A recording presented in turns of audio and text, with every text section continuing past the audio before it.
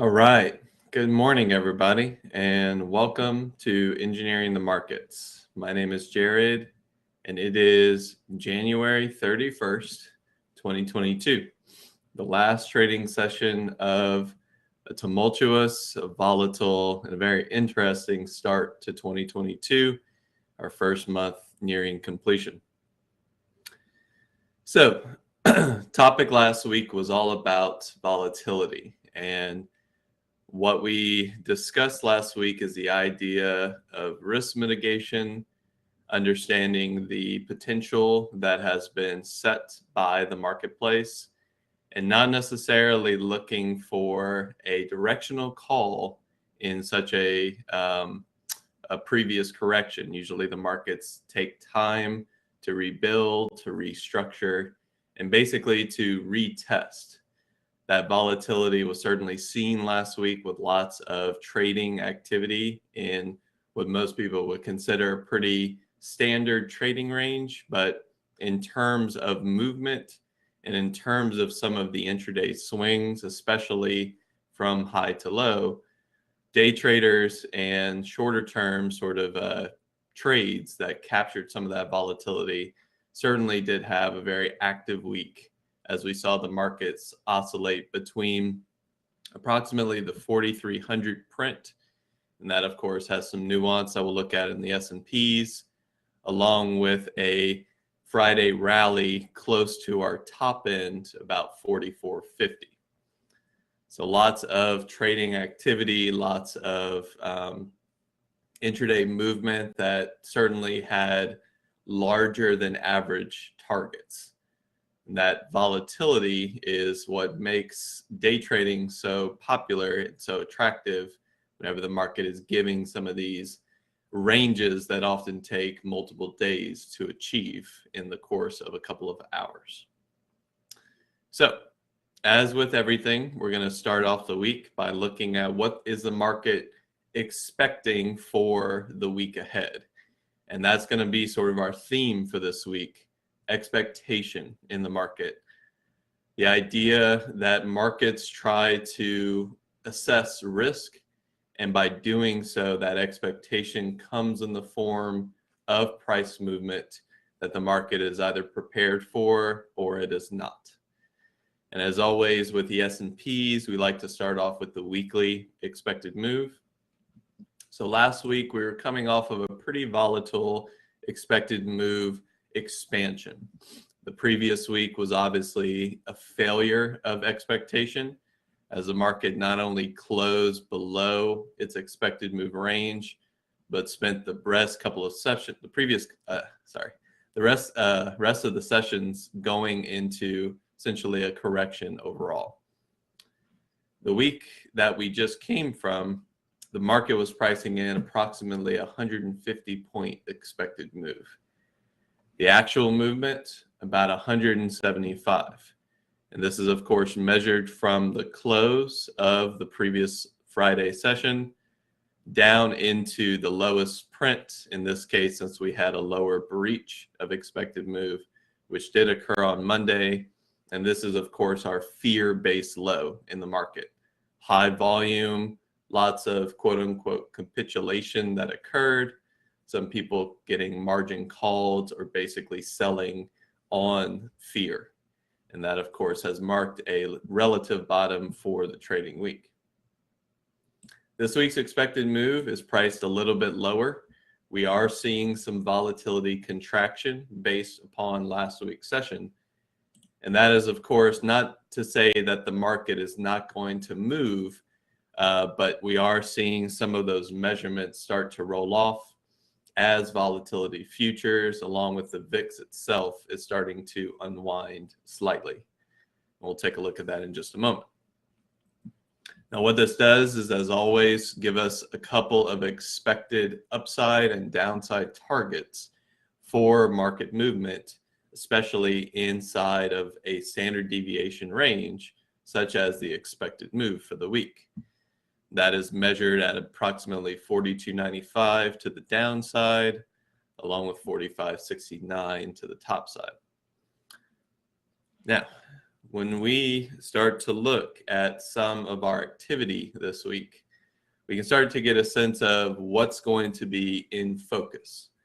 And that, of course, is going to drive some shorter term activity, the likes of which we saw a lot of activity last week with some of our key earnings and some of the overall establishment of balance in the market.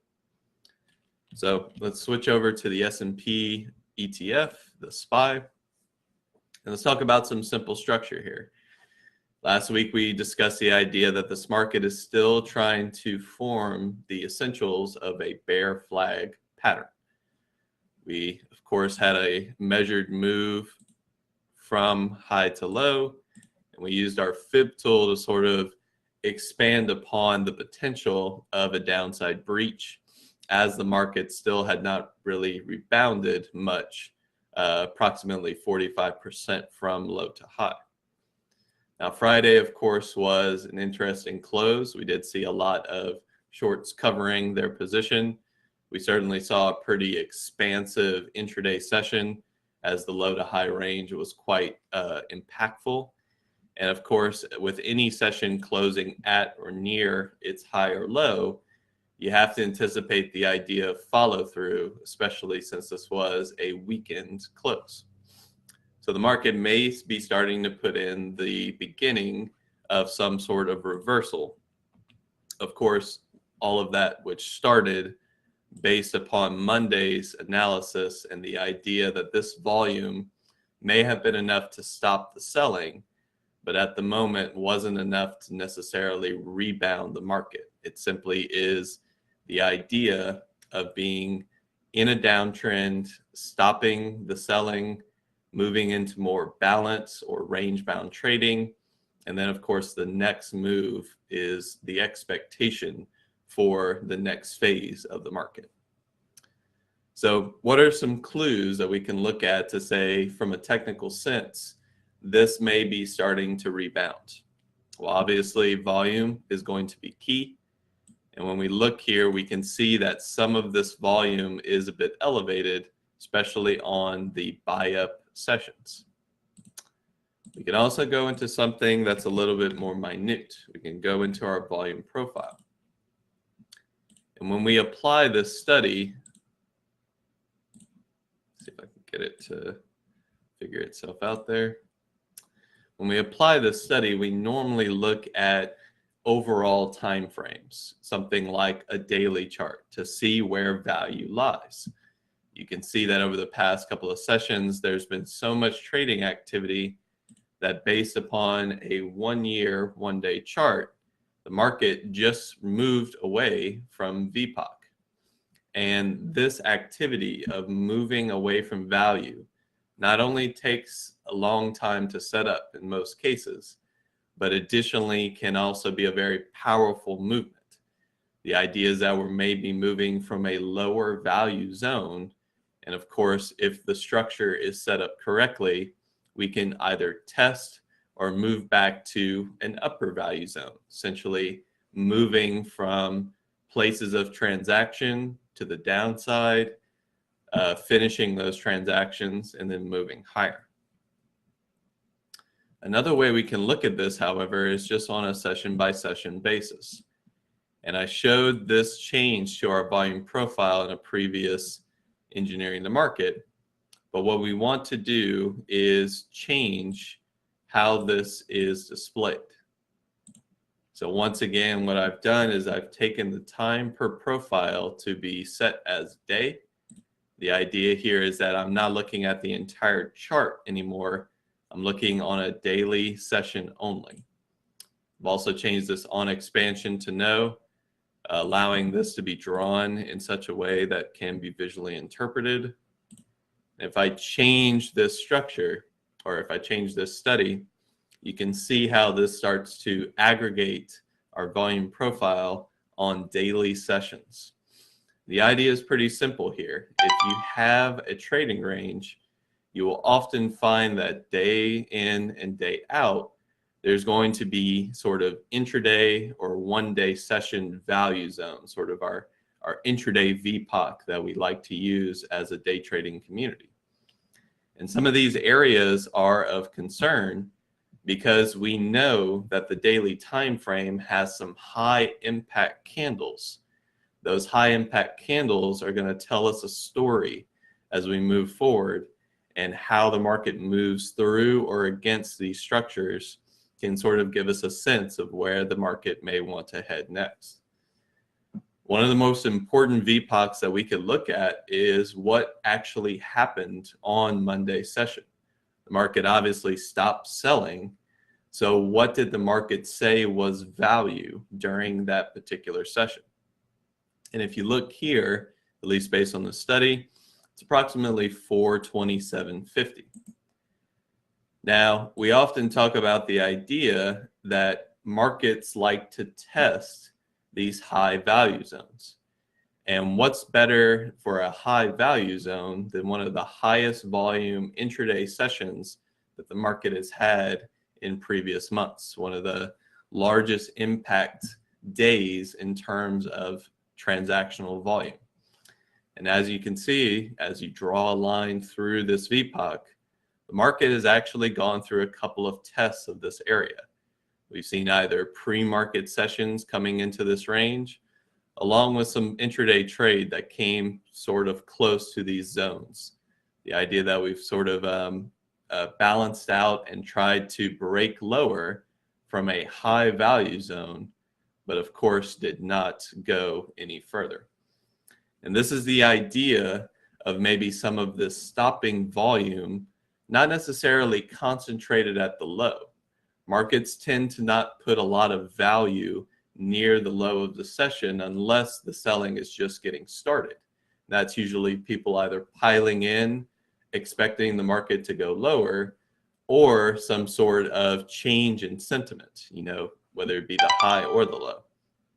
But when you have multiple sessions of selling, especially with our ending day, assumed to be the Monday session for this time, this value zone becomes very important. And additionally, one thing you can consider is when the market stops moving in a direction, what is the highest value zone that the market places from that point before things like a new test have formed? This gives you a sense of where your trading range starts to become impactful. And usually what you're going to find is some pretty important testing of both of these highs and lows, not necessarily down to the penny, not necessarily down to the nuance of some maybe intraday setups. You certainly want to wait for those confirmations. But in terms of risk to reward, once these value zones start to form, markets will often transact between them. And usually what you're going to see is that until the market gives a very clear breakout or breakdown of these value zones, you're going to find lots of intraday trades simply going from low to high. And this concept on a 5-day session is exactly what I'm trying to bring in focus for a longer time frame, something like the S&P daily, where we've already set value. We've set past 5 sessions a VPOC that is larger than the rest of the year's trading session, the rest of the year's volume profile. But on an intraday time frame, you can see the type of structure that the market formed last week. And just by having these areas marked, you could be thinking in terms of range-bound trading. You want to be a buyer near the lower value zones with the understanding that if we do break lower, it's going to take some effort. It's going to take that sort of volume ignition or indication that we are necessarily moving much lower. If you get too far above your high end, basically once this range is set, then of course it's going to take some effort to get out of that range. The market is trying to transact here, trying to rebuild in the case of a potential long bias for the market. And overall, this became sort of the areas in focus for the entirety of last week. Now, of course, last week we did have some news out of the Fed. That, of course, was established on Wednesday's session. And that is one of the reasons why this zone became so important. Market was in a fairly elevated state going into the federal press conference, Fed chair press conference. And then, of course, we saw pretty significant selling on that session, which moved us away from our high value zone back into testing our lower bound zone. This is the idea of this style of trade last week. So now that we are moving into a new session, of course, this is a bit of an early view into what the market is giving us in pre-market, but you can see exactly where we lie. We sit at the upper bound of our volume profile range. And whether you're looking at specific levels, go ahead and remove the study for now. And whether you zoom out and start to see some of that nuance that was drawn based on those VPOCs, we still have the potential to sit inside of this trading range until further action or information from the market starts to be assessed. But some potential upside and some more technical evaluation. We want to start simple. You don't want to complicate this too much in regards to the high volatility we've seen. And ultimately, the market did have a decent close on Friday. We certainly stopped a lot of shorts out, and we also saw a lot of short covering. So the market has a decent chance to start to recover from this price. And one of the things that you can do to see that sort of simplicity is simply swing out from high to low and start to see where the nuance of your trend lines are formed. Now, of course, this is a 1 hour session. I'm simply trying to mark things in a more complete fashion. And I'm marking from a relative high. I could also sort of swing it out here. The idea is pretty simple. We had a fairly complete downtrend look. And even in our trading range, we saw rejection at this relative trend line. It's a very simple retracement that the market was in.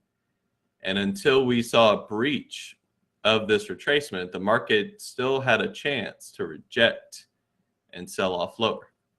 Now, obviously, that did not occur.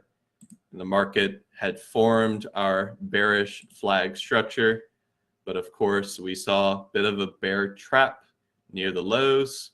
And of course, a fresh breakout calling into question this now retracement that has been breached. And as you zoom back out, what you can say is that we breached our more aggressive downtrend line. Next phase, of course, is where is the upper bound one, the one that started the selling pressure in the first place. And that, of course, is going to be marked from all-time high, our most recent lower high sell swing. And of course, where this lands coincides quite well with our trend line somewhere in this area that did get breached. You can extend this out and see that there's a bit of a zone if the market does attempt to move higher. And this is the area that the market may want to target on the potential of sort of a wall of worry style recovery. Obviously, this week still has a bunch of earnings. We'll take a look at that in just a minute. But there's a lot of uncertainty now that the market has to evaluate, and basically new information about these issues are going to bring some additional volatility for us to trade. First and foremost, we have what's going on with Russia and Ukraine.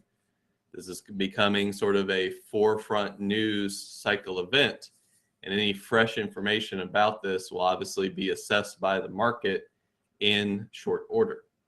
We've obviously seen some of that volatility occur both in the natural gas space, along with any geopolitical unrest can often lead to people running to things like defense contractors. Some of these have been bid up, but some of this volatility is starting to coincide with earnings. So whether this is more tradable or something to keep an eye on for fresh information. Sometimes the market will run to these types of companies or just areas of the market that appear to be beneficial for the potential of a possible war. Additionally, we have things like the economic slowdown that's occurring in China. This all, of course, starting with Evergrande and some of the real estate boom and bust cycle that market is experiencing, but more so the impact of the economy slowing down and the overall effect it can have on some of our strongest international companies. You want to be thinking things like tech leads, Apple, of course, having lots of exposure in China markets, of course, coming off of a fresh earning and one of our best bullish, I would say, impacts from last week. A lot of people sort of argued that if not for Apple, the market probably would have stayed quite bearish or at least range bound on Friday's session. But we certainly got good earnings from Apple and a good enough outlook for the market to price that particular stock higher. That, of course, is coming off of Microsoft's earnings, which weren't necessarily bearish, but as you can see, the market was attempting to close this near the open of the week until we saw the results from Apple. And then last but not least, we saw some of the impact intraday that a stock like Tesla could have. Now, this was more of a sell swing into its earnings, of course, recovering on the Friday session. And when we talk about expectation, we can even start to bring in these larger conversations. The idea of mean reversion, or the idea of simply coming back to trend. No matter how far your stock goes, stocks often like to return from whence they came. And the volatility that we've seen above the sort of trading ranges that the stock has encountered are in stark contrast of what a previous correction looked like. These are much smaller trading sessions, the likes of $25 to $50 ranges, as compared to what we've seen recently with some of these intraday sessions getting into the $100 plus moves per day. And when you think about market cap, this is certainly an impact to the market. We're talking about a company that continues to sort of oscillate between a $1 trillion valuation. So a $100 swing from an $800 company holding near a $100 trillion market cap. That's certainly multiple billions of market cap either won or lost on an intraday session. And this volatility continues to, depending on your time frame, of course, either plague or benefit the market as a whole. So these are stocks that were in play.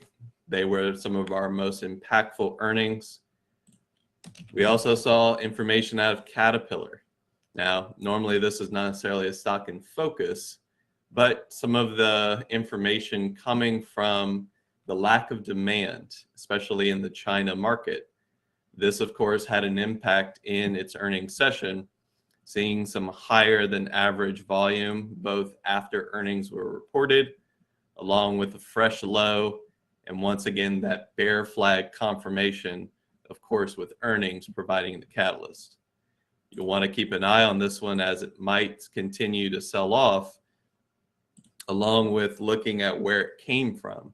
A previous earnings cycle marking the current relative low. This is that sort of 2-day range we see I would say mid price roughly right here, along with some relative lows. The stock does have decent volatility, but of course it needs some sort of catalyst to get this thing moving in a biased sense. Now, I will probably discuss some other areas of concern, but as we're getting into our last 5 minutes, let's take a quick look at some of the risk factors that are going into this week. We'll want to keep an eye on the dollar. The dollar had a fresh breakout last week. And as we look at something like weekly performance, we're talking not only a new high, but a move from the low to the high. A very, I would say, impactful, not necessarily impactful, I'm saying intent-based move. Something with a lot of intent, not only disagrees with location, but adjusts its location in short order. This disagreement in relative location was seen with dollar strength, and this can continue to put pressure on the equities markets. We continue to watch bond movement, and the discussion last week was that if we saw fresh lows in something like the ZN, this can impact the tech sector as we're going to see additional rising rates. Now, that did not occur. The TNX has sort of stabilized at about 1.8%. But as you can see, we still remain elevated. There is no shift back to the downside. We are simply consolidative in look. And a fresh high not only is possible, but is somewhat probable from a trend modeling perspective. Something that makes a new high is more likely to continue making new highs, and that is simply trending structure 101. Last but not least, our volatility. Now, last week we spent some time looking at volatility futures. We talked about the idea, excuse me, we talked about the idea that the volatility futures structure, or the term structure of the active contracts compared to March, were in backwardation throughout most of the week. That, of course, led to that push and pull volatility that we saw on an intraday time frame. And as you can see, things have gotten slightly better, but we still remain elevated. We are not in contango. We are simply flat. What this looks like, if I shift over to a product depth view, this is, of course, going to be off by a couple cents, but we're talking about a fairly flat short-term structure here. Market is still pricing in elevated risk on the most active contracts. They're seeing elevated risk in the short term as opposed to out in time, which is the normal construct or behavior of volatility. So keep an eye on this product. If we see another round of backwardation, it wouldn't take too much for the market to shift back into that fear-based mode. And keep an eye on how I would say professionals are buying or selling volatility. For me, one thing I use is the VVIX. What you can see is that people were buying elevated volatility last week until, of course, the top that we saw on Monday, that, of course, led to, at least in the professional world, a lack of interest in buying that volatility. They had already hedged, and they were simply starting to either unwind or hold their position for future volatility to come. That, of course, can lead to a deceleration of volatility. Once again, this product is measuring how the VIX implied volatility is changing. So you're talking about something that's already measuring IV, and then, of course, is that IV getting faster or getting more accelerated to the top side? Think of it in terms of speed or movement, and then, of course, acceleration of that. What is the demand supply imbalance for something like volatility?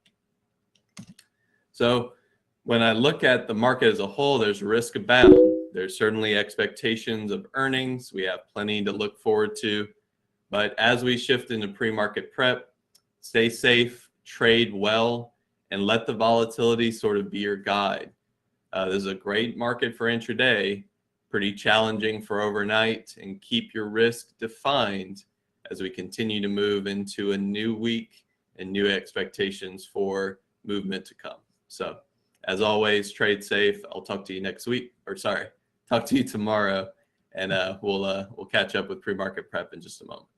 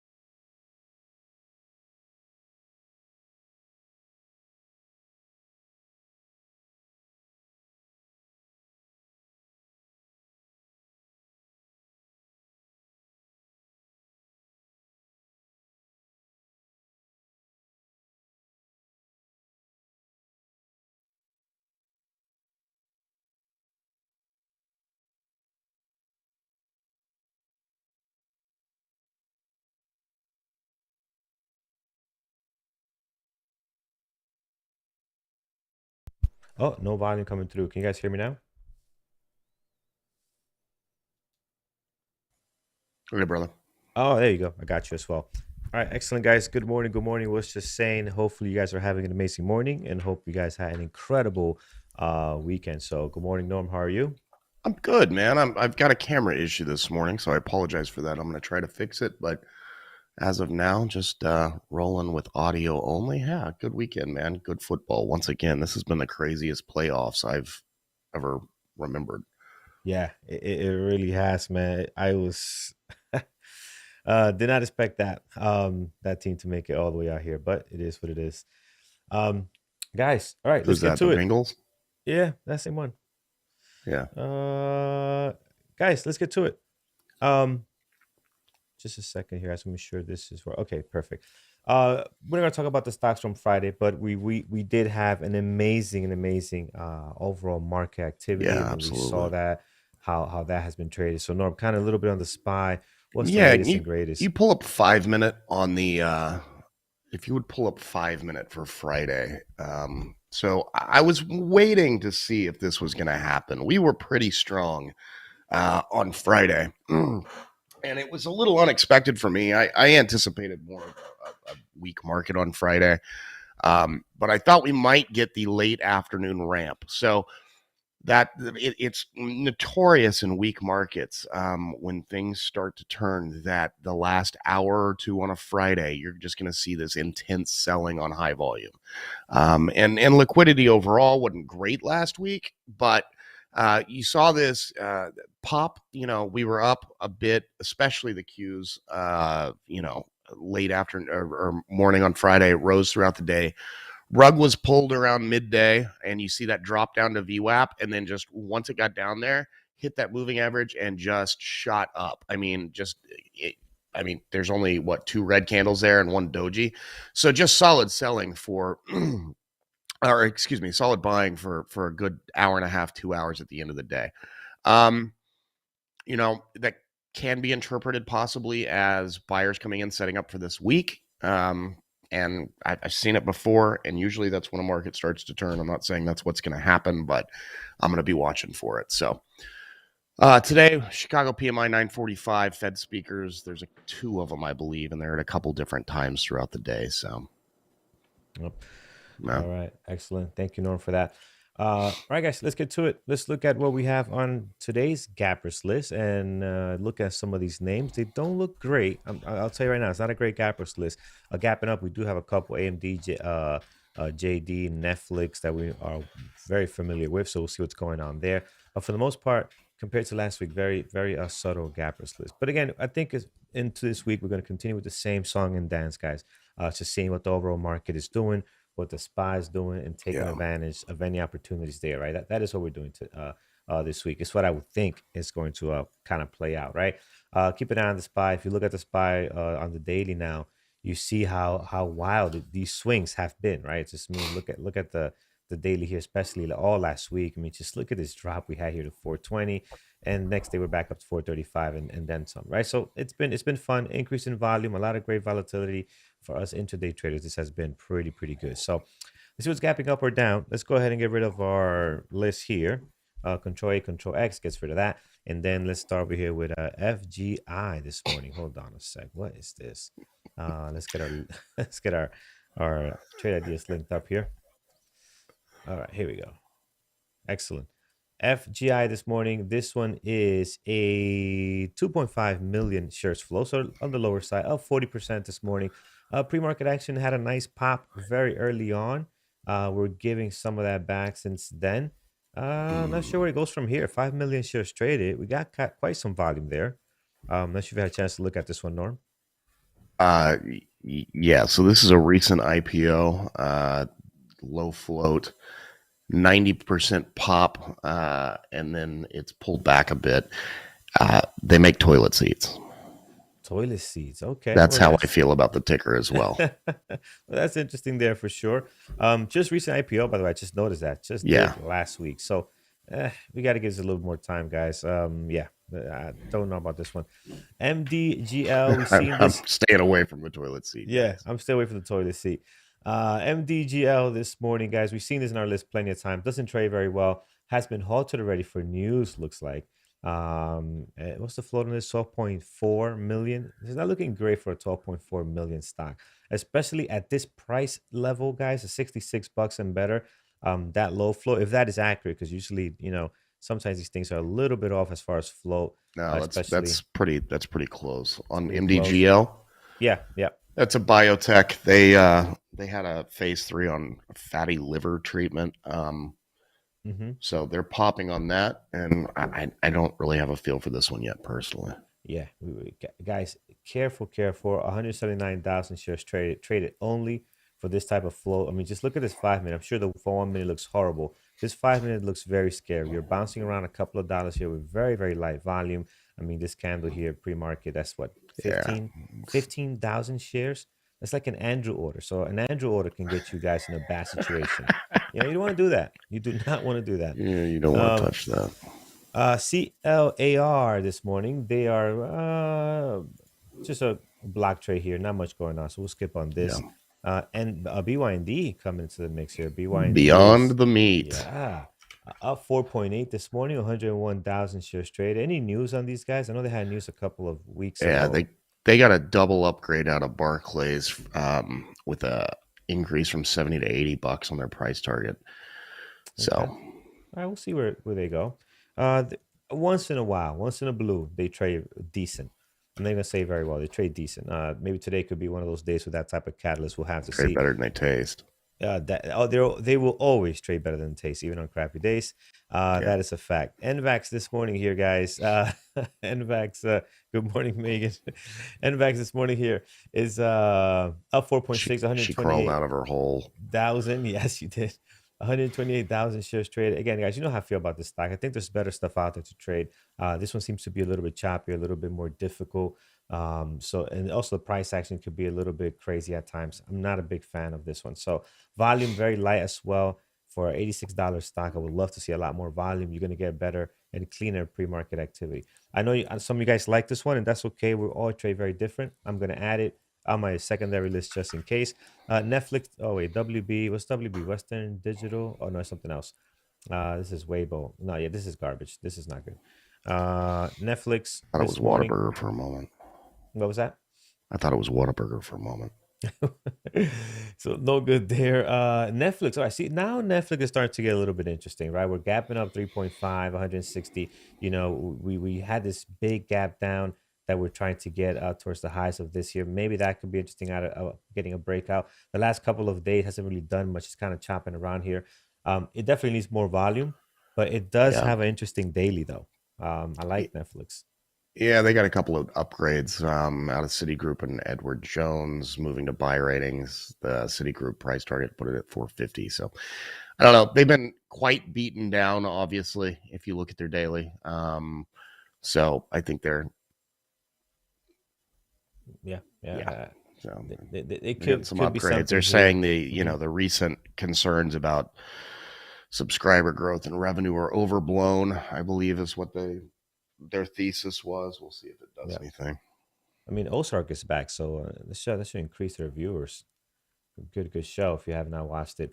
Nice gap down here, guys. We'll see where this goes here. I like the daily setup right now. Not much going on at the moment, but I like the setup. All right, let's go here down to JD. At the moment, not doing a whole lot. Let's look at Baba. I think about Baba when I look at JD. And I don't think they're both doing a whole lot this morning. Let's take a look at some of the tech stocks. Nothing on tech here so far on this list, but AMD here this morning, they are up 2.3, 708,000. Worth adding to our list. We have Neo as well, EV coming into the mix here, up 2% right now, 850,000. Neo could be exciting. Also, Neo has sold off quite a bit, guys. I mean, look at this drop here. It's been red day after red day. Are they finding some kind of base here? Maybe, that could be exciting. So we'll add Neo to our list as well, right over here. So we'll put Neo there for now, and then we're gonna take a look at some other ones like Apple. See what Apple's doing. We've been watching Apple quite a bit. Apple this morning. There we go. Yeah, I think Apple is going to have on deck. Just kind of see how things are going there. Obviously, today, guys, going to be eyes on the spies for sure. Ions this morning, they are horrible today. This should not be on this list. They're down 9%, but Oh, it's just trash. look at this pre-market activity. There's nothing happening Trash. here. So let's move down to I CT. think they're paying trade ideas to show up on the list every day. They might be, yes. Increase some of the activity on here because man, that is so bad. CTXS this morning, horrible. Also not looking good, guys. Very choppy, no volume, just no activity here at all. So, all right, that is what we have. Norm, anything you like on your end? Anything from last I'm week that you still want to looking, keep man. It's a an little eye? bit weird. I Hmm. anticipated a little bit better action this morning. Yeah. So we'll see. I did as well, man. Especially with this, the way the spy ended on Friday. I expect a little more strength coming to today, but we'll see. We'll see how we end the day. It's going to be interesting. All right, let's take it to the room, guys. Start propeller 67. You're giving us Lucid this morning. Lucid right now 539,000. Not as a crazy volume as we usually are seeing from Lucid at this time, but that's still good. Up 1.4. I have Neo here again. All these EV companies been taking a bit of a hit, so we'll take a look at Lucid as well. We'll put that on there. Yeah, I keep Lucid separate from Neo. The China problem that Neo has is Mhm. gonna if they're gonna trade differently because of that from here on out, at least for a while, I think. Yeah, yeah. And KSCP. And I never heard this one. KSCP. Night Scope. Night Scope. All right, we never heard of it because of the recent IPO. That's why. All right, so just opened up here recently. We got some action on it. This actually, I don't usually trade something this with this much history All here. right. You This know, is be real careful with it. This is the have you seen the commercials for this security robot thing? That's what this is. the security robot for like web pages where he's No, used no, no, to. no, no, no, no, Oh no. It's like a security guard, but a R2D2 that rolls around. no, I have not seen that. Yeah, they run on a bunch of cable channels. Have been for a while. I'd be real careful of this, guys. Wait, so people buying Let it. security robots like for I, their home or business I've or? never seen one. Okay, interesting.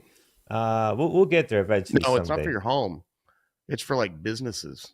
Oh, for businesses. Okay. Yeah, like rolling around in the parking lot, like beep boop boop boop boop. And if you try to carjack somebody, it just slowly goes after you. Good, Malls, good. stuff like that.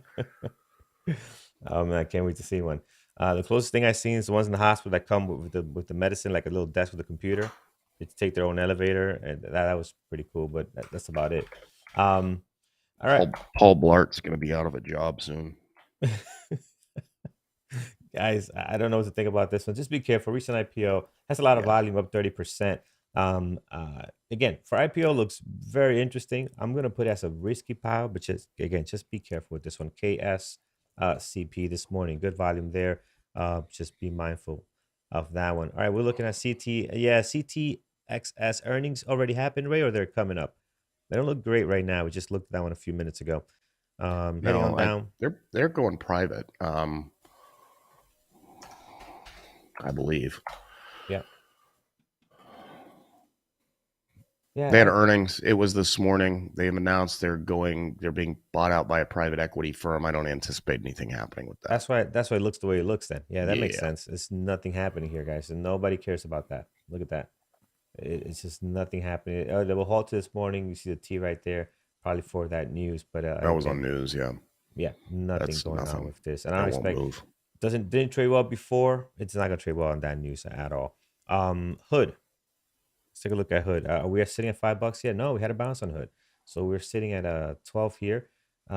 Interesting stock, guys. I mean, they seen some good volume, especially last week.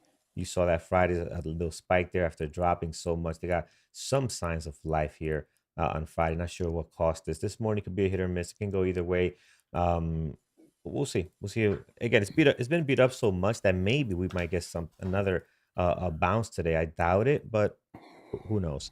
Um, Heading Yeah, down, I think they actually got they get something good. I think they got an upgrade or something. I thought maybe I'm wrong there because I'm not seeing it. Mm-hmm. I know Kathy Wood keeps buying it, but she's been buying garbage recently, so I wouldn't pay much attention to that. I mean, let's just look at the chart. I mean, this is not going very well unless things start to turn around pretty quickly. So yeah, UNG here this morning, guys. We've seen this ticker before, I believe. Doesn't trade very well. Yeah, this is foreign or no, this is natural gas. That's natural gas. Natural gas. Yeah, so it trades funky. I never traded this one. I mean, just to read the price action on something like this, very difficult. I know You can for trade it. I mean, it's you an can trade ETF. it. We just Yeah, don't often break down ETFs in this show. yeah, we don't. It's a whole different animal, whole different way of trading that. So I won't be looking at that one today. Here's Baba. Yeah, Baba is interesting. JD's up a little bit. I seen Baba do. I done well with Baba when it pops up and you're up a little more with some more volume.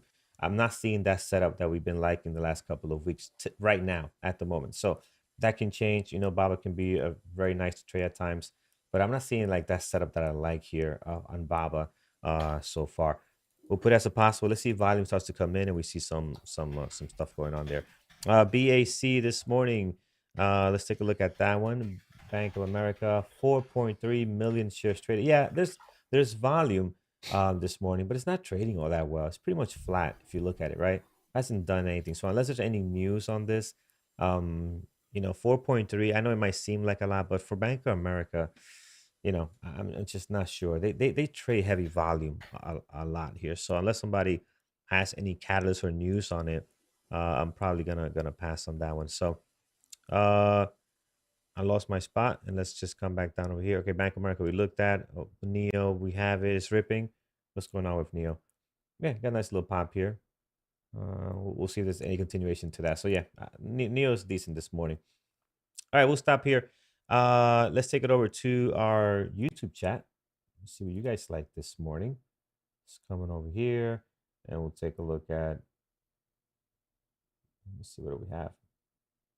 Baba, we looked at MDGL. P. We saw that. Yeah, it's just pharmaceutical company, as Nora mentioned. 12 million shares float. Very light volume. And look how they're trading, man. It's just not looking great right now. It just looks very choppy. Look at their volume overall on the daily too. They're not getting over a million shares here at all. Right? It's just not happening. So the price action is going to be very funky. The spread is going to be probably be horrible. When you don't have volume, guys, everything's just not in your favor for the way we trade, right? If you're looking to trade a different style, maybe, but for the way we trade, this is not the optimum setup for this. So I'm gonna skip on that one. MA, what is MA? MA is a MasterCard. Oh man, we never trade MasterCard. I think I never traded MasterCard. It is just a horrible ticker to trade. Visa tends to be a little bit better, and even then they're not great neither. So yeah, MA is not something that we really look at. Fabio, again, they just don't trade very well for intraday trading. All right, what else we have, guys? What else we have going on here? Just gonna pop up a little more. All right, I think we're pretty much all set for right now at the moment. All right, cool. Today's Monday. We do have Creator coming up, so let's get to some community events and announcements, and then we'll hop over to Yeah, see. these announcements are the old ones, and there's a reason for that. We've got some changes, so just hit them real quick, and I'll explain as we go through. You got it, boss. Want it right here. Yep. So let's do the weekly rundown real quick. Swing trade discussion with Brian in the room at 2:30 on Monday afternoons. You've got the onboarding and technology classes at 7 and 8 p.m. on Mondays.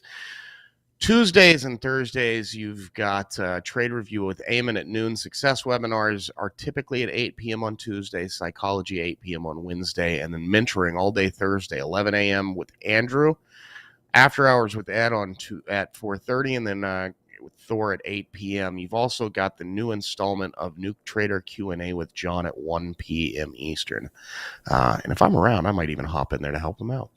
Let's see here. You've got Crypto Session with Jared at 11 a.m. on Friday as well. So Peter was last week, but this how to trade ABCD pattern with Eamon. Eamon, poor dude, a robot, somehow can still get sick. I think he's got COVID. So that's switching that out with Jared. Jared's going to be doing a webinar tomorrow instead. Kratos is already posted. Then with this Wednesday, we've got Dr. Kenneth Reed doing a Mastermind Pro presentation.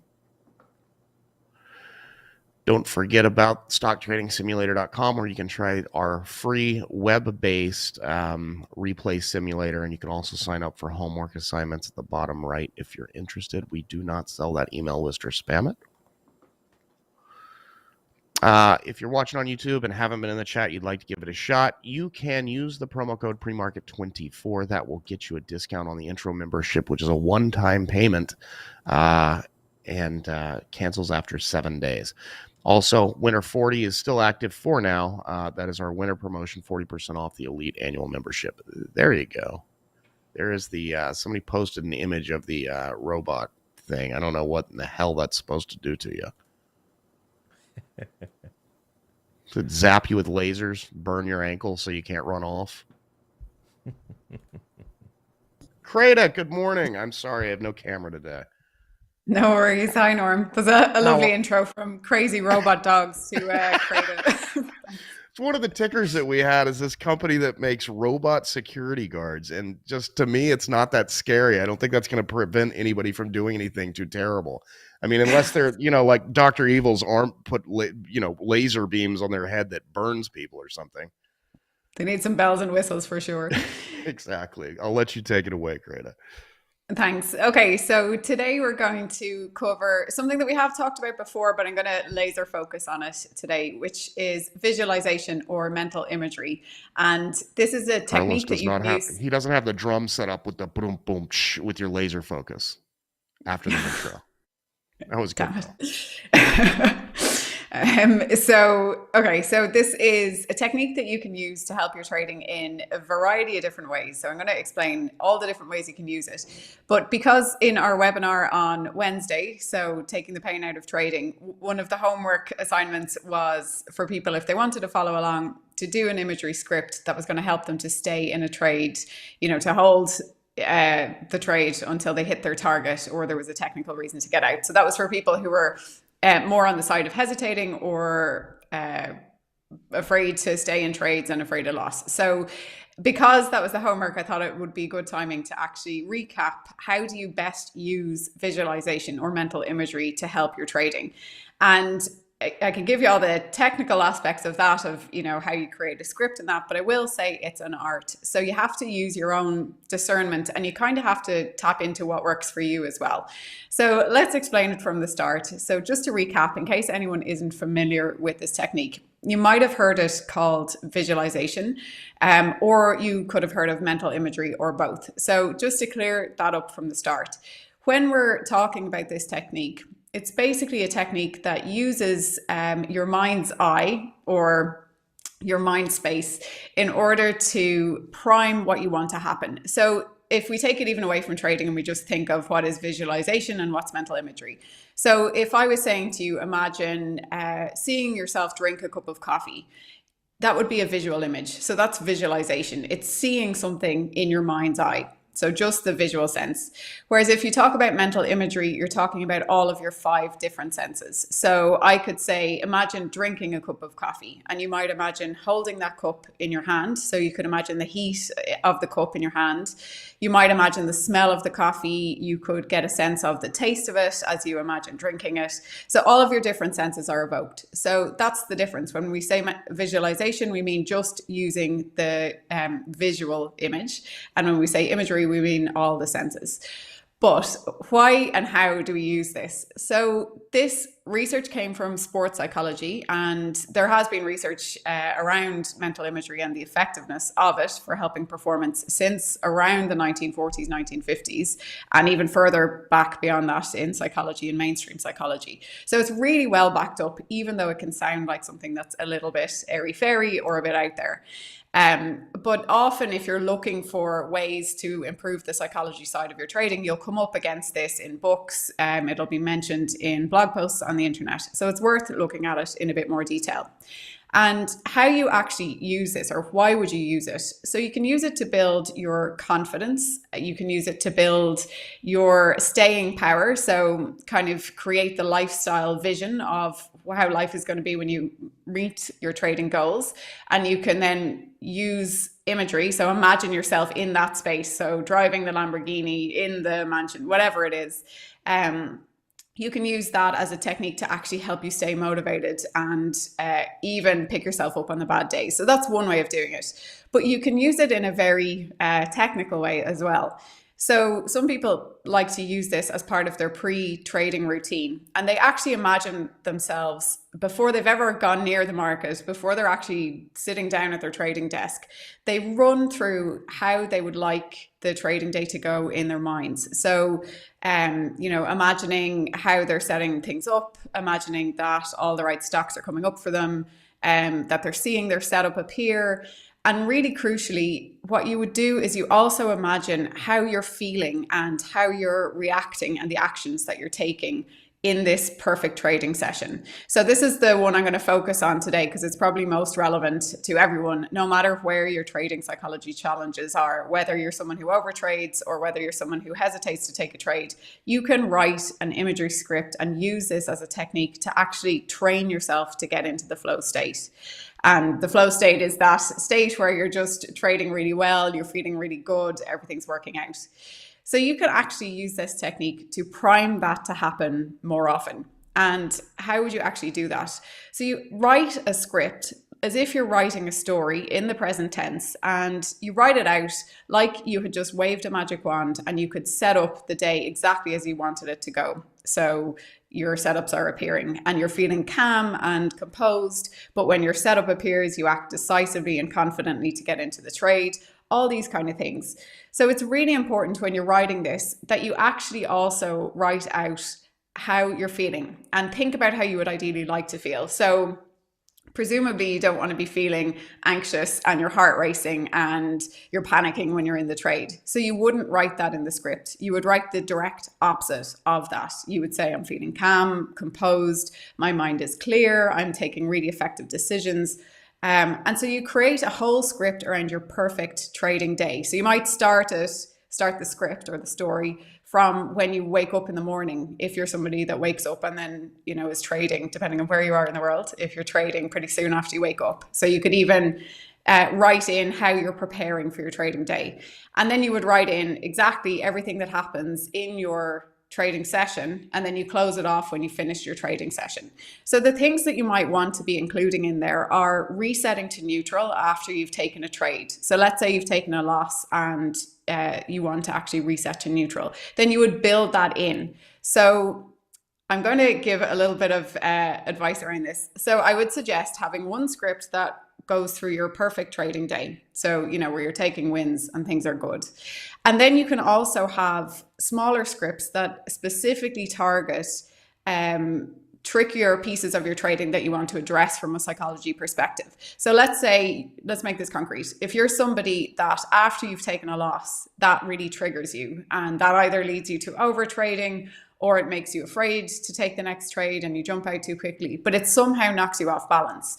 You could write a mini script where you started off with just a sentence saying, I've just taken a losing trade, or I've just had a loss on my last trade. And you don't elaborate more than that. You just put that in. So you're setting the scene with that's just happened. And then you program everything that you would like to happen, particularly in terms of your own psychology, in the next trade. So you started off, the script says, I've taken a loss on the last trade. I've completely reset to neutral. I'm feeling calm and composed. I'm utterly focused on this next trade. I'm sitting waiting for my setup to appear. And so you're actually writing a script to program resetting to neutral and resetting your emotions after a bad trade. So you can make this technique of mental imagery as specific or as broad as you like.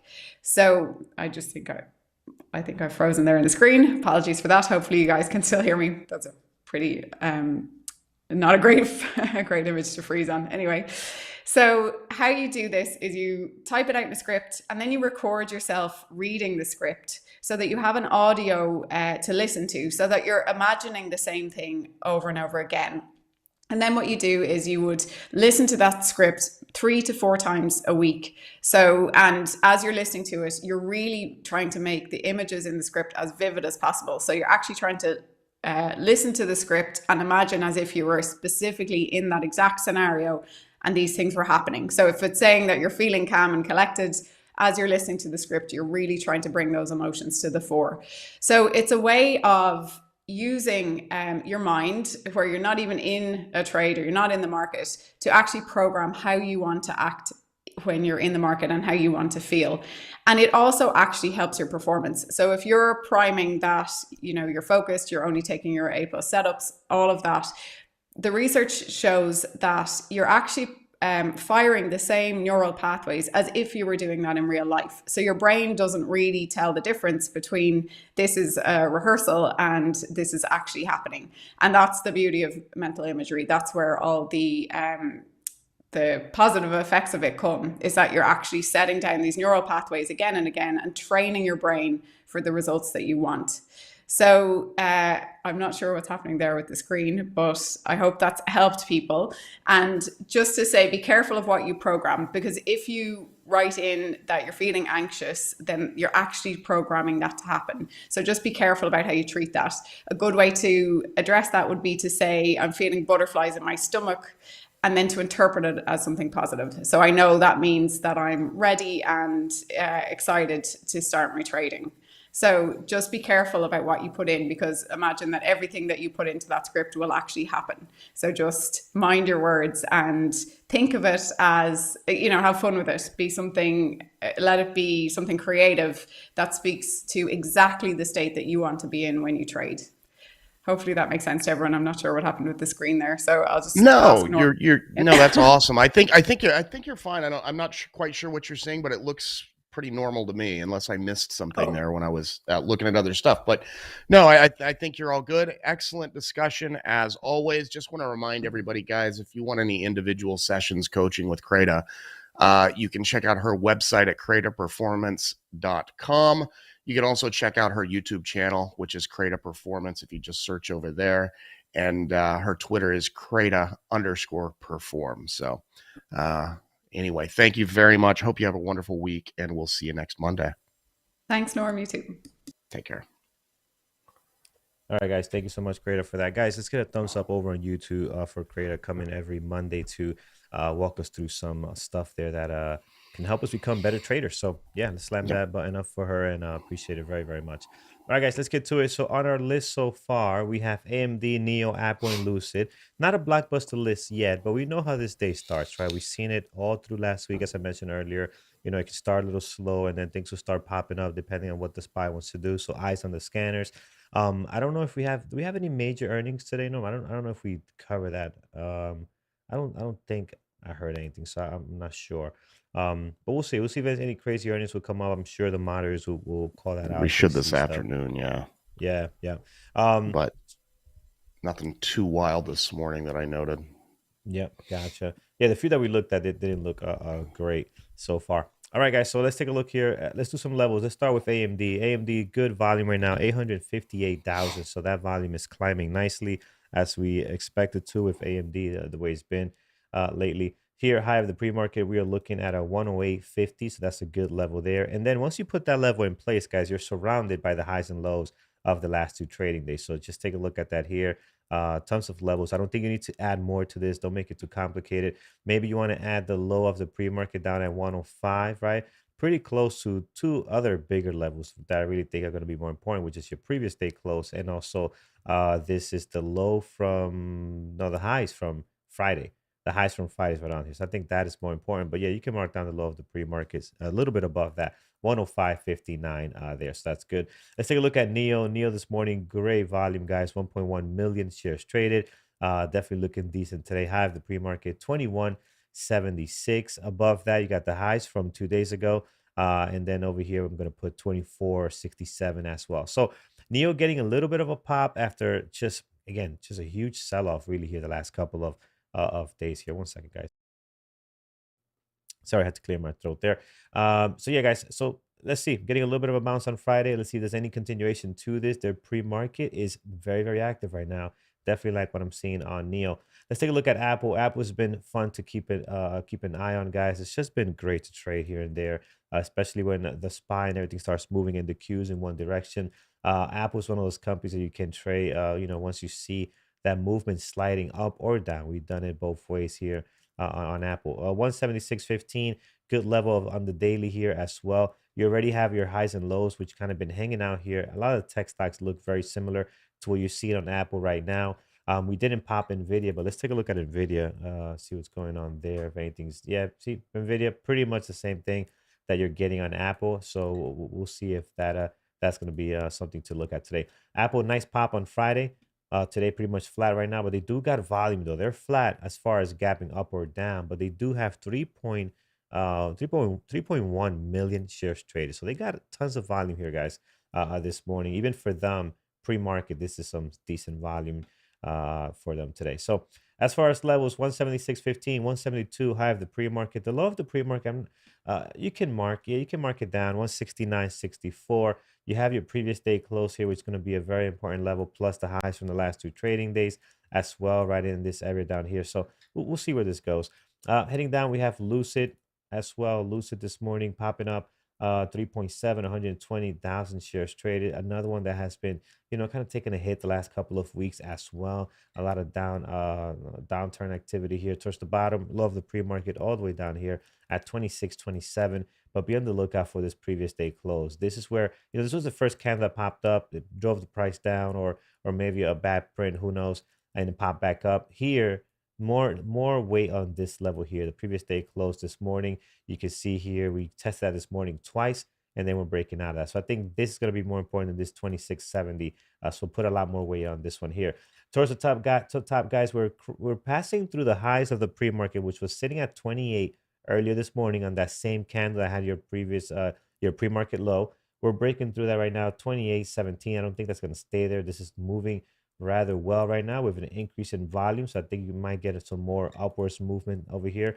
If we look at the daily, we had the huge gap down on Thursday, guys. Look at this, going from 34 down to 28. Do we have anything in between here? Lucid does not like this area. Look at that. They do not like to be in this zone for some reason. Last time we broke out of that, popped up well above 33, looks like, right? Used that as support a couple of times in here. Major support in this area, 37.50. We lost this Thursday actually. And again, we're right below this area. So I don't see any levels in here. Here we go. Going back to February, we do have a couple of things here where we had that huge breakout. So in here, let's see.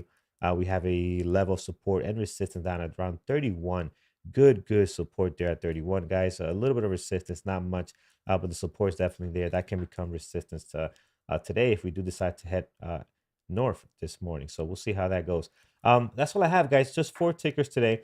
Possibles, we have BYND, not doing a whole lot right now. NVAX, no, I'm gonna get rid of it. I just don't like it.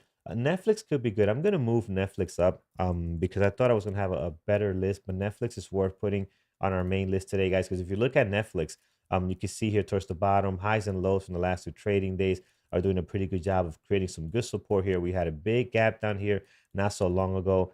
Let's see if this was an overreaction to the news that came out, the catalyst.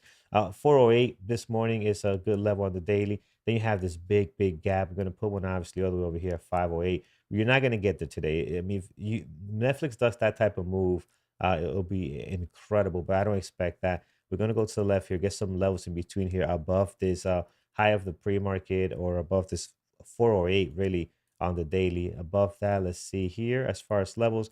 Got a couple of touches here. There's another good level right up here as well. So 426 and also 446 are 2 areas where you're seeing a lot of change in direction, a lot of support resistance happening around that area there. So that's Netflix, going to move that up. And then we looked at Bob already. We have KSCP. This one here, again, 2.9 million. We talked about this one already. Just be careful. Recent IPO here, moving with heavy volume. So just, again, be mindful. I got that one on my risky pile over there. All right, let's take a look at our moderators lineup. I have a bunch of tickers they have out already, so that's good. And for those that were wondering what that robot was, there's an image here that somebody put up. Where is it? If you're wondering what the cop robot looks like, I mean, this is... Yeah, who's scared of this? Dude, it's 2022. Can we come up with something better than this? This looks like the first, what's that, like Toyota electric car, the Prius? It's like the Prius. This is, and again, no offense if you have a Prius. I think the car does its job for what it's meant to do, right? I think it's like 50 miles per gallon, which is great. If you're traveling a lot, save some money.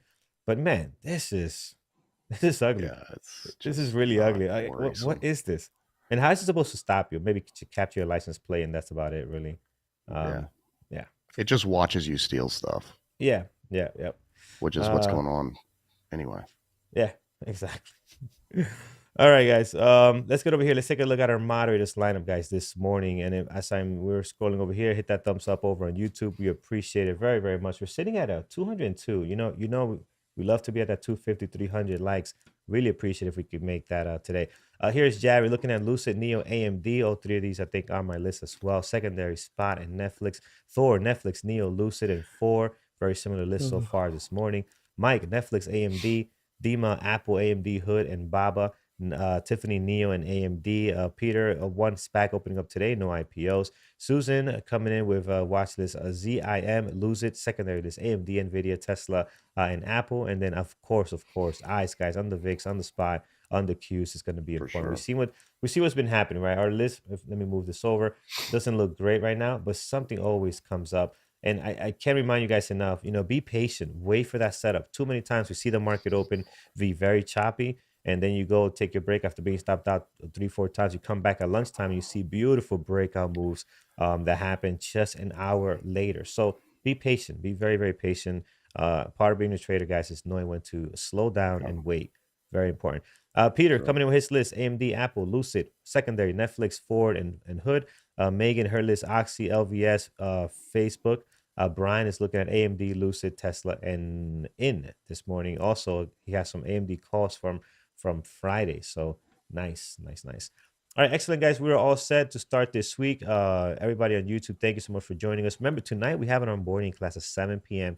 Eastern time. So if you want to get access to 2 chat rooms, right, we have 2 chat rooms available for you in that membership and into membership. You can join the main chat where Brian and Andrew and the rest of the moderators are trading. We also have Ed's chat room as well. You get access to both of those.